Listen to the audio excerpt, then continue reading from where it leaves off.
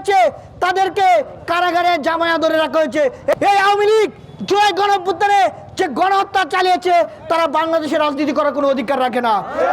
অনতিবিলম্বে সরকারকে বলবো গণহত্যার দায়ে আসামিদেরকে দ্রুত সময় বিচার কার্য সম্পাদন করতে হবে এবং এই গণহত্যায় জড়িত আওয়ামী লীগকে আইন করে দ্রুত সময়ের মধ্যে নিষিদ্ধ করতে হবে। খুলনা বিজ্ঞান ও প্রযুক্তি বিশ্ববিদ্যালয়ে দেখেছি যে ছাত্র দলের ভাইয়েরা সে ছাত্রলীগের গুন্ডা লীগের ভূমিকায় অবতীর্ণ হয়েছে। আপনাদেরকে বলবো বিগত 15 বছরে আপনারা ক্যাম্পাসগুলোতে আপনাদের কার্যক্রম চালাতে পারেন নাই শুধু ছাত্রলীগের কারণে। আপনারা ছাত্রলীগের ভূমিকায় অবতীর্ণ হলে এদেশের ছাত্র সমাজ আপনাদেরকে প্রত্যাখ্যান করবে। আপনারা দেখেছেন মাওলানা মামুনুল হককে যখন রিমান্ডে শেষে আদালতে তোলা হতো তখন হুইল চেয়ারে তাকে আনা হয়েছিল। আপনারা জানেন বাংলাদেশের প্রখ্যাত আলেম দেলোয়ার হোসেন সাঈদীকে কিভাবে কারাগারে রেখে তারা নির্মম নির্যাতনের মাধ্যমে তাকে হত্যা করা হয়েছে। আমরা সরকারকে বলবো এই দেলোয়ার হোসেন সাঈদীর যে স্বাভাবিক মৃত্যু হয়েছিল কিনা তাকে কারাগারে হত্যা করা হয়েছিল সেজন্য অন্তর্বর্তীকালীন সরকার যেন একটি তদন্ত কমিটি গঠন করে তারা যেন সেটি সুষ্ঠুভাবে তদন্ত করে। আমাদের সভাপতি নুরুল হক বুলকে আপনারা দেখেছেন 2 দফার রিমান্ডে নেওয়ার পর তাকে যখন কোর্টে তুলে তখন 2 জন পুলিশ তাকে সাথে করে নিয়ে আসছিল কারণ সে হাঁটতে পারছিল না। কিভাবে নির্মম নির্যাতন করা হয়েছিল সেটা আপনারা দেখেছেন পত্রপত্রিকায় গণমাধ্যমে। কিন্তু আওয়ামী লীগের যারা রয়েছে তাদেরকে কারাগারে জামায়া ধরে রাখা হয়েছে। এই আওয়ামী লীগ জুলাই গণঅভ্যুত্থানে যে গণহত্যা চালিয়েছে তারা বাংলাদেশের রাজনীতি করার কোনো অধিকার রাখে না।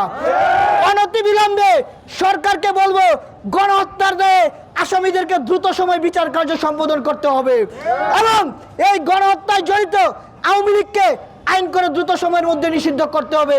যারা সবচেয়ে বেশি সহযোগিতা করেছে সেটা হচ্ছে জাতীয় পার্টি। এই জাতীয় পার্টির একজন নেতার বাড়ি হচ্ছে কিশোরগঞ্জে।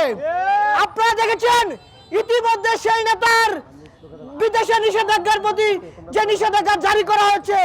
আমরা সরকারকে বলবো অনতিবিলম্বে সেই আওয়ামী লীগের দূষর এবং গণহত্যায় জড়িতদেরকে দ্রুত সময় আটক করা হোক। আওয়ামী লীগের মতো সেই ফ্যাসিবাদী কায়েম করার চেষ্টা করবেন না।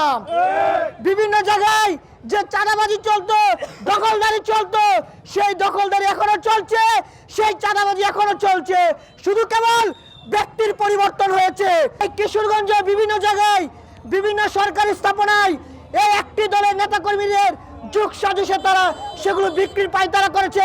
পুলের ঘাট যে চিনির কল রয়েছে সেই চিনির কলের যে বিভিন্ন মেশিনারি বিক্রি করার জন্য একটি অসাধু চক্র তৎপরতা চালাচ্ছে। আমরা আপনাদেরকে বলবো আওয়ামী লীগ কিন্তু একই কায়দায় দেশে ফ্যাসিবাদ কায়েম করেছিল, তাদের কিন্তু বাংলাদেশের মানুষ বিতাড়িত করেছে। এদেশের মানুষ সচেতন, এদেশের মানুষ তাদের অধিকারের বিষয়ে সোচ্চার। সুতরাং আপনারা এমন কোনো কাজ করবেন না যাতে জনগণ আপনাদের বিরুদ্ধে রাজপথে নামতে বাধ্য হয়।